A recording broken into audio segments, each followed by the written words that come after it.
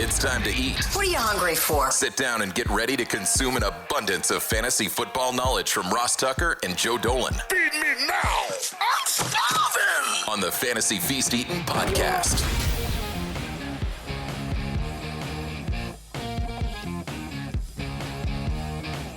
Yeah, let's eat, baby. It is the Fantasy Feast Eating Podcast, presented, of course, by DraftKings. Love playing some DraftKings best ball. There, you should have received an email if you're part of the second email or the second best ball draft yesterday. You can check me out on social media. I am Ross Tucker, former NFL offensive lineman, 5 teams, 7 years, a bunch of media gigs, which, by the way, is why Joe and I are actually recording this on Tuesday, going to post on Wednesday. My first college game for CBS this year is UCLA at Hawaii. So when we normally record on Wednesdays, I will be flying to Honolulu. So we're recording this on Tuesday, so there might be some news that comes out after we're done recording that is fantasy relevant that Joe and I didn't discuss, but probably nothing that's that big a deal. But we can talk about that a little bit later. Here's what we got today. We're finishing up our tiers series, which is, I love our way of grading each position. So we've already done quarterback tiers, running back tiers, wide receiver tiers.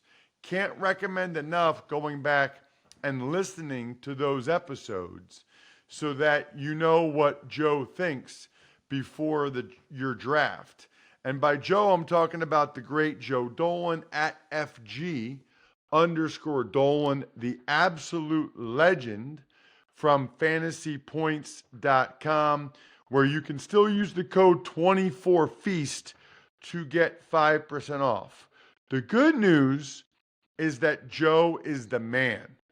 The bad news is that, unfortunately, this will be Joe's last full-time episode of the Fantasy Feast podcast because of some new opportunities he got. Joe, I'll let you explain yourself since you're leaving me and ditching me. I am so sorry, Ross, and I'm sorry to the listeners. Look, I knew this day might come at some point. John Hansen, the guru, obviously, from Fantasy Points and formerly a Fantasy Guru, he stepped away from the radio full-time on Sirius XM, and they plopped me in that slot. Ross, I am still trying to become a morning person to do that, but that's when they have that show, and the amount of time that that's going to take up in season has made something untenable.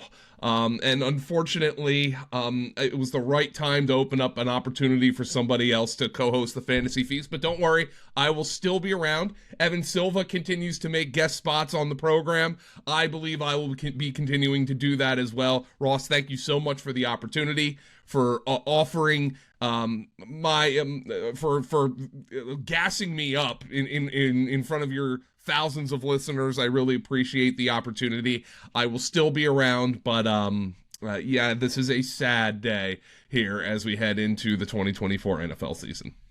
All right, so a couple things. One is, I'm a big fan. I'll always be a big fan. I'm not surprised that you got the Sirius XM gig. I'm thrilled for you. I will be listening at times. I'm happy to come on the show whenever. You're as good as anybody in terms of the fantasy football knowledge, but then also the way in which you're able to deliver it. As you know, I'm a huge fan. Encourage everybody to continue to follow him on social media at FG_Dolan so you don't lose Joe wherever, he can be found and wherever you can get his content. We do have a co-host lined up for starting next week that I am very, very excited about. I don't know. I didn't talk to him yet about when we would make the announcement, so I guess I won't do it here. But I'll just say we're sort of on some level going back to our roots a little bit. So that will be the tease. And then maybe later in the week or early next week, I'll let you know who will be doing it starting next week. So reminder, starting next week with week 1 in the NFL, we have 2 episodes a week. in which we discuss the fantasy relevant players in every single NFL game. And we do it in 2 episodes of 25 minutes, about 25 minutes. So you should be able to get your fill and be ready to go with setting your lineup. And also, I think it's great, even if you're not in a fantasy, it's just good to hear somebody else's perspective on really the matchups in these games like Joe has provided for years. Speaking of matchups and what you provided, Joe, you've done a great job with the Tiers series. I absolutely love it. Let's start with the tight ends. And I love this. You have a Gronk tier, and this year you have none. Was somebody in Gronk tier last year? Was Kelsey in Gronk tier last year? Kelsey was in the Gronk tier, and for the first time in roughly a decade, I'd have to go back and look. Overall, I'd have to go back and look at ADPs in the past, but for the first time in about 10 years, Ross, we don't have a tight end being drafted in the first round, anybody even in consideration in the first round. Travis Kelce last year was very good, but he wasn't a league-breaking player last year. He caught 93 passes. He had 984 yards, which is obviously insane for a tight end, but he had just 5 touchdowns. It was the first time since 2015 that Travis Kelce did not have 1,000 receiving yards in a season. He had averaged 10 touchdowns a season. Over the previous 3 seasons, he was down to 5. So he did not break a league. And here is the difference here now for Travis Kelce. You don't expect 34-year-old tight ends to bounce back. I'm not trying to tell you he had a terrible year, but he didn't have a year that was worthy of a first-round pick. So he has fallen to like the 3rd and 4th round. And I have said it on this show in the recent weeks, and I am going to continue to say it. The Kansas City Chiefs do not have any incentive to play Travis Kelce every single snap of every single game during the regular season. The only thing left for them to accomplish is to become the first team to win 3 consecutive Super Bowls. Travis Kelce is already a first ballot Hall of Famer, just like his brother. He's already perhaps the most famous man on the face of the planet. There is nothing personally for him to accomplish. What it is a team thing, and I think Travis Kelce will be not a part-time player, but a smart-time player. I think he'll play on 3rd downs. I think he'll play in the red zone, and I think he'll play 70-75% of the snaps, but I do not think that Kansas City is going to use him the way they used him in past years. I think they're going to be very smart with Travis Kelce. I think that makes a lot of sense. Everything you just said, I agree with. And you're right. I mean, at this stage, what they really need is for him to be healthy and fresh in January. Mm-hmm. I mean, and he was last year. What about your first tier is the young studs, Sam Laporta and Trey McBride. So Laporta and McBride were 2 guys who actually became really the closest to breaking fantasy leagues last year. You know, Sam Laporta caught 10 touchdown passes, had a better year than Travis Kelce. Trey McBride, once they moved on from Zach Ertz, was phenomenal. He caught over 80 passes. The problem for McBride was he scored only 3 touchdowns. But these are guys who play on teams with narrow target trees. Laporta is the 2nd target in this offense to Amon-Ra St. Brown. McBride is probably going to be the 2nd target to Marvin Harrison, but Marvin Harrison hasn't stepped on the NFL field yet. So there's a chance Trey McBride in his 3rd season is the number 1 target for Kyler Murray. So these are the guys who, if you're drafting a tight end early, these are my preferred guys to target. Guys who have not necessarily a track record, but are young and have 80-plus catch seasons in their pockets. I like it. I like both those guys quite a bit. Mm-hmm. It's wild that they're in that. I mean, it's not like either one of them was a first-round pick either. You know, no, they were both second-round picks. Yep. Okay, what about you're calling them the mainstays, Joe? Travis Kelce, Mark Andrews, George Kittle. So these 3 guys, and one of the things that I want people to understand about my tier system is this is not a straight ranking. I'm just trying to group guys together because every year there's like pockets of players that feel similar.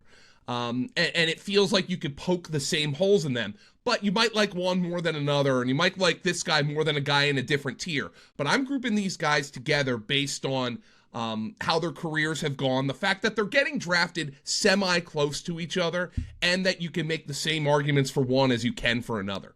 So obviously Travis Kelce is still the go-to guy for the Kansas City offense, but there's added competition here. Obviously they drafted Xavier Worthy. We'll see about Hollywood Brown. Rashee Rice doesn't look like he's going to get suspended, at least for the start of the season, so he's going to be there. I'm far be it for me to say that this is going to matter a lot, but they went out and they brought back Juju Smith-Schuster, so maybe that's an indication that they anticipate that Hollywood Brown is going to miss some time. But there's more competition now for Travis Kelce. Mark Andrews, well, they still have Zay Flowers there, but Andrews, it's been kind of quiet for him. The problem for him is he's missed time in each of the last 2 seasons. He missed significant time last year. Isaiah Likely is a number 2 tight end there who some Baltimore beat writers have speculated might be the number 2 receiver on the team. So we think they might run a lot of 12 personnel. They're going to run the football a lot with Derrick Henry. So Mark Andrews, while I like him this year, more competition for touches. As for George Kittle, we know the problem with George Kittle. He can be a week wrecker for you, or he can completely disappear. He's also somebody who's never played a full season in the NFL, but he did have his first 1,000-yard season last year since 2019. And currently, well, Brandon Ayuk isn't a 49er. We are recording this on August 27th on a Tuesday. I suppose that could change at any minute, whether it be Ayuk signs a new contract with the 49ers or the 49ers finally trade him. But George Kittle could be a more important part of the 49ers passing offense than anticipated this year if Brandon Ayuk isn't playing for the team in week 1. Next up is a category where you have Kyle Pitts, Dalton Kincaid, and Brock Bowers. Speaking of next up for me with football season is Smirnoff, the world's #1 vodka and official vodka partner of the NFL. Has a long history starting in 1864. The brand is all about igniting the collective. Love that they're the official vodka partner. Love that you can grab a bottle of Smirnoff at your local retailer and head to Smirnoff.com to find recipes of delicious cocktails perfect for game day. Please drink responsibly. Smirnoff number 21 vodka, distilled from grain, 40% alcohol by volume. The Smirnoff Company, New York, New York. Please do not share with anyone under legal drinking age. Tell me about next up, Pitts, Kincaid, and Bowers, Joe. So these are guys who, I guess Pitts has had a great season. He had 1,000 yards as a rookie, but then obviously Artie Smith came along and had a love affair with Jonnu Smith, and Kyle Pitts has had some injury problems, and he's kind of regressed now to a player where we're kind of waiting for him to show the promise that he showed as a rookie. Kyle Pitts had a 1,000-yard season as a rookie tight end. Here's the problem. Kyle Pitts has 6 touchdowns in 3 years. Sam Laporta had 10 last year. So even when he had a 1,000-yard season as a rookie, he scored 1 touchdown. He had a career high in touchdowns last year, 3. We need Kyle Pitts to get in the end zone, and we need Kyle Pitts to show the promise that he showed as a rookie. I'm optimistic that can happen in a new offense, but he's regressed to a guy who is almost becoming a what-if kind of player, as opposed to somebody who should be heading towards being an all-timer the way you would think after he had a 1,000-yard rookie season as a tight end. And then we're looking at Dalton Kincaid, and we're looking at Brock Bowers as maybe 2 guys who can be future elite fantasy football tight ends. Obviously, the Bills' receiving core is completely rebuilt this year. Can Dalton Kincaid be Josh Allen's go-to guy? That remains to be seen, but I think they're counting on it. He was their first-round pick last year. Brock Bowers, the Raiders' first-round pick this year. How much time does Devontae Adams have left? Can Brock Bowers be somebody who's a go-to guy for Gardner Minshew or eventually Aiden O'Connell when they go to him? It doesn't really matter to me for fantasy which of those 2 guys is the starting quarterback for the Raiders, but Brock Bowers, sight unseen here, we thought he was the best tight end prospect since Kyle Pitts. There might be people who thought he was better than Kyle Pitts. So can Brock Bowers be a future elite tight end? From a fantasy football perspective, I think everybody was kind of disappointed where Brock Bowers got drafted because nobody views this as being a good offense. They don't have a reliable quarterback, and they drafted a tight end in the second round last year in Michael Mayer. So the question was, where are the targets coming from for Brock Bowers? I think there's an opportunity for him to be the number 2 receiver here behind Devontae Adams. Let's see if he seizes that opportunity. Next one, you got 2 guys that are in the same category. I love your categories. PPR Gold, Evan Ingram, Jake Ferguson. Yeah, guys who aren't exactly going to light the world on fire in terms of putting the ball in the end zone, and they're not going to light the world on fire, Ross, in terms of creating explosive plays down the field. But Jake Ferguson was Dak Prescott's security blanket last year, caught 71 passes. The Cowboys got the deal done with CeeDee Lamb. I've gone on the record. I think CeeDee Lamb can break the single-season reception record this year. But as we're sitting here on August 27th, the Cowboys might have the single worst running back room in the NFL. So they're going to throw the ball a metric ton. So somebody's got to catch the ball outside of CeeDee Lamb, and I think Jake Ferguson is the best opportunity for the Cowboys to be the Cowboys' number 2 receiver. Evan Ingram, meanwhile, I mean... he averaged 8.4 yards per reception last year, which is absolutely minuscule, but he caught 114 passes. And here's the thing about Evan Ingram. He scored 4 touchdowns last year. Calvin Ridley moves on to the Tennessee Titans. Calvin Ridley led the entire NFL in end zone targets last year. He was number 1. He didn't lead the league in touchdowns, but he was number 1 in end zone targets last year per fantasy points data. Can Evan Ingram, maybe, if he's not going to catch 114 passes again, can he convert some of those targets into higher calorie targets in the end zone, score a few more touchdowns?